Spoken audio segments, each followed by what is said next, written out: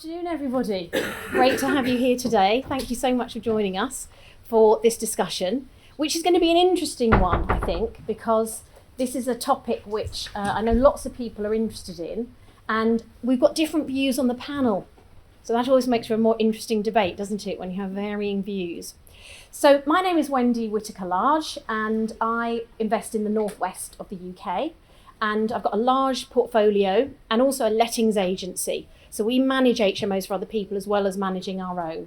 I invest in all sorts of other types of property as well, not just HMOs, but I've sort of become known for HMOs.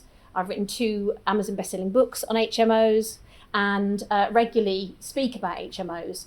I'm also the founder of the HMO Council Tax Reform Group that you might have heard about. We're trying to reform, change, completely get out of the way council tax on individual HMO rooms. And I can talk about that later if you want to. I have an illustrious panel this afternoon as well, and I'm really thrilled to be joined by 3 amazing people who are going to introduce themselves in a moment. This is a great chance for you to ask questions. If you're thinking about investing in HMOs, or maybe you already are and you'd like some more information about what's happening with the market and what you should do next, we've got amazing brains here in the room at the table, so make the most of it.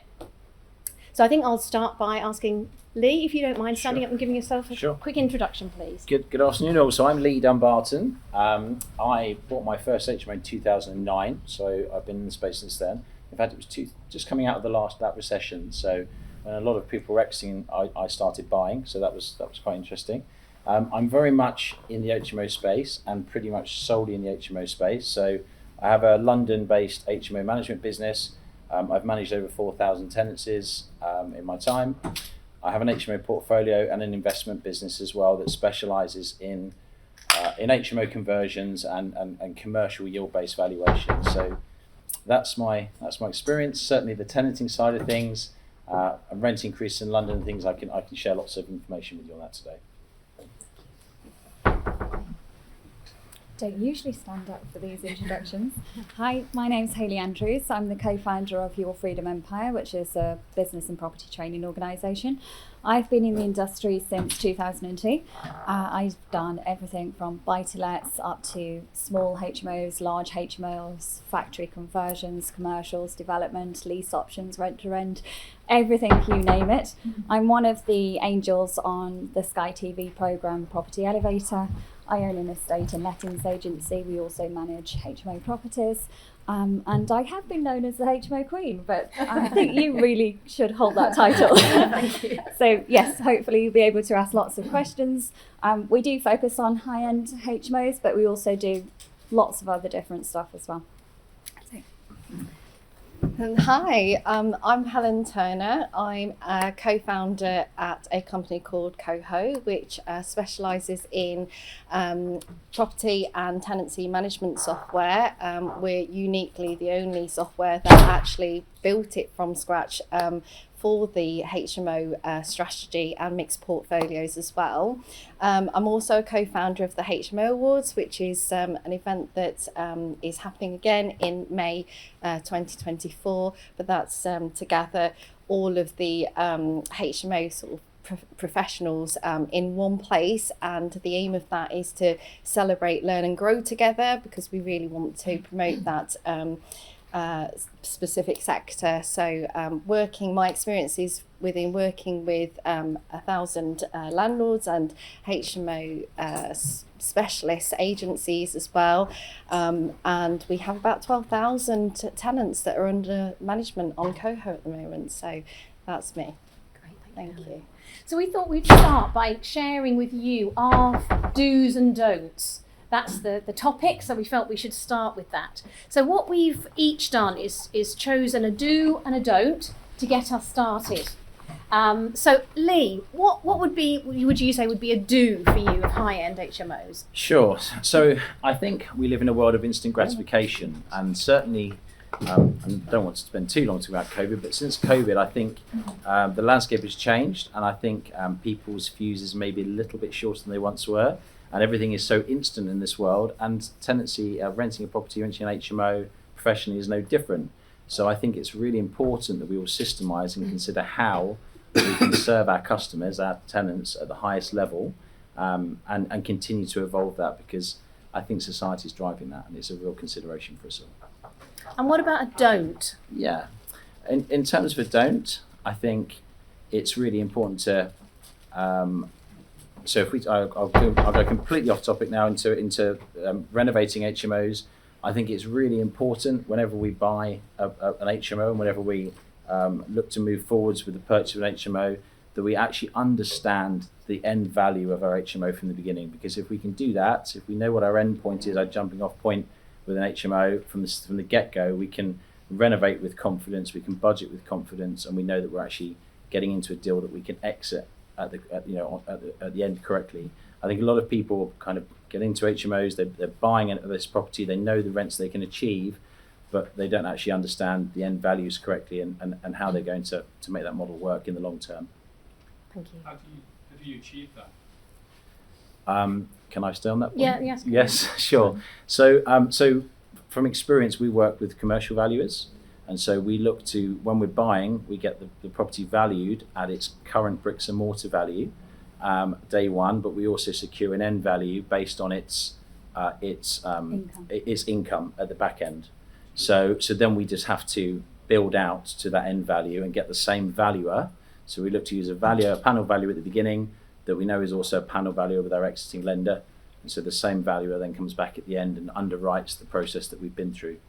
We will be talking about valuations actually on the panel. So if we do the do's and don'ts, and we'll come back to that as a topic, is that okay? Yeah. Great, thank you. Right, Hayley. So a do. I would say make sure you research the area and you understand who you're actually going to be targeting as your audience.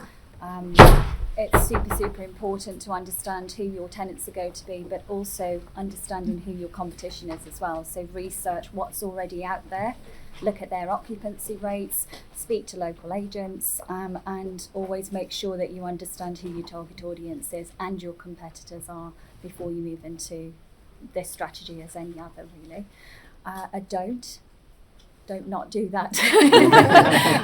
I think a don't. I see lots. Physically, we can change any property into whatever we want, but if there's no audience, it's not worth the paper it's written on, especially if you're going for, obviously, commercial valuation. If that property is not tenanted or you struggle to tenant that property, it will affect the value of the asset that you're buying. So make sure that, again, you are doing your research. You're not just hoping to turn every 3-bedroom property with 2 or more reception rooms into a 7+ HMO. It doesn't work in every area. Thank you. Helen. Yes, so my topic actually is very compatible with some of what you just said, Lee. Systemisation in running your property portfolio as a business, and the exit value. Obviously, if you're running your HMO portfolio well, then you're more likely to get a higher valuation for that business when you come to looking at exit. So it's beyond the bricks and mortars. It's more on the operational side of things, and to do with, when you're coming to look at the kind of performance of your property portfolio in terms of occupancy rates and, tenants moving in and them paying rents on time, and all of that accounts for the end value. So a don't is please don't leave it till last minute. I've seen many businesses grow up to, it might be 50, 100 rooms, even, 200 to 300 rooms, and then, struggle to kind of get to that next level of growth. So really looking at how your operations are run as a business early on, and thinking about that as strategically as possible early on is always a good shout. Great. Did you have a don't in there, or was that just a do? That was a don't Do leave and it. do. Don't leave it till don't react to it. Basically, really plan for it. Great. So one of the things I would say do is do your market research, because as well as doing due diligence on a property, you also need to understand the market. And across the UK, markets are very different. 40% of HMOs are in London. So the majority of HMOs are in London, but that means 60% are not, which means that there's a big market out there. Today we're focusing on the high end, whatever that means. We might come to you and ask you, what do you think it means? But I think do your market research into your potential clients, your potential tenants, your customers. And don't leave it all up to your builder to run a refurb project. You have to get involved. No matter how inexperienced you might feel, no matter how much you might feel that this is a massive learning curve, you are the end client. And in my experience, builders love to spend your money. Well, your job is to not let them do that. So make sure that you plan your projects really well, you have a clear budget, and you stay in control of your refurb project. That's key. So we would like to come to you and ask you a little bit about this topic. So maybe by a show of hands, could we see who's already investing in HMO? Just stick your hand up if you've already got HMOs, okay? And put your other hand up if you think they are high end. How many of you think they're high end? Okay. Just put them up high so we can really see. Okay. So quite a lot of people are already doing what we would class as high end. Can I just get some views from the audience? What does the phrase mean to you? What does high end HMO mean to you? Any thoughts? At least en suite. En suite. At least, yeah. At least an en suite. So when you say at least, what else might it also contain? Fridge freezer, separate fridge freezer, or some kind of Kitchenette. kitchenette. Yeah. Kitchenette. Okay. So more facilities than just a bedroom. Great. Thank you. Yes. For me, good design and good service. Excellent. Good design, good service. Love it. Okay. Targeting professionals. Okay. Professionals. Yep. Love it. High yielding. High yielding. Great. Thank you. I think the customer service point is often missed, and that's what matters a great deal to tenants. Certainly the ones that I'm speaking to, that almost matters more than the room itself. That if stuff gets fixed and if they find that relationship with the landlord is good, that makes the world of difference to them. Yeah. So service levels, tenants are beginning to realise, aren't they, that in a well-run, high-end HMO, it may be beautiful inside, but if they can't get a tap fixed or a maintenance issue solved quickly, for them it's probably not worth paying that extra rent for. So yeah, that's interesting. Anything else? Yes. Interior design and quality of the finish. Great. Okay, excellent. So quite a lot of views there about what that means to you. We, as a panel, we have different thoughts about what high end really means. And I think today what we'd like to do is explore this topic, but also bring to bear some of the other areas which we know are on the minds of investors. So I've got a few questions that I'm going to pose to the panel, and we may have some rather changeable answers. Once we have a little bit of a debate on some of these questions, we'd then like to open the floor up to you. So if you've got some questions you want to ask us, there'll be an opportunity for you to do that. So I really wanted to start by asking about technology. So to what degree do you think technology is vital in managing HMOs? Lee, what's your view on that?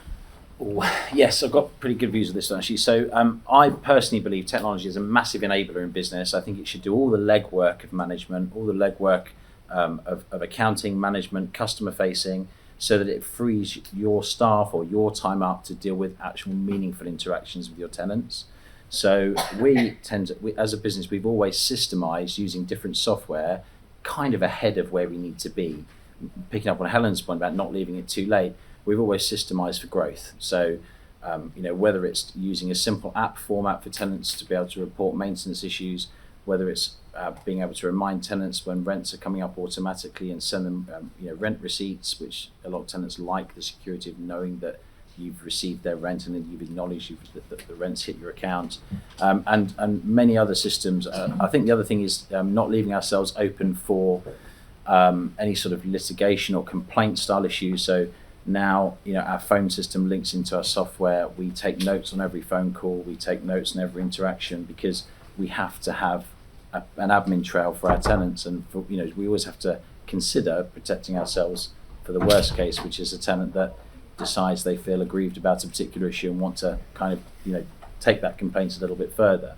And I think that's come about through scale. Because we've got scale, we've seen what can happen. Of course, that's a rare event, but we have to build that into our system. So yeah, we're always looking for the next technological answer to improve our service, basically, looking for the next little add-on. Hayley, what do you think? I'll come from a different, I agree 100% with everything you just said, disagree, but it's I'll fine. just talk about it in a different way from a landlord point of view and protecting our income and having the right people in place to make sure that, we're getting that revenue. So some of the systems we use are such as Tado, have you heard of that one? Which is a thermostat system. It's a smart system. It links into your Owl or your Hive. And again, it's really we've got digital lock-in systems and things like that. So check-in is all a hell of a lot easier these days. Inventory is so much easier with the technology that we have today than we did when I started maybe 17 years ago doing HMOs. So I think it's massively important from a run-in point of view as well, so that we can make sure that the properties are running efficiently. We're not wasting money, electric isn't going through the window, gas isn't left on, all of that type of stuff. So yeah, I think it's massively important, because ultimately, while we'll have revenue coming in, it's more about what goes out. Yeah. Helen.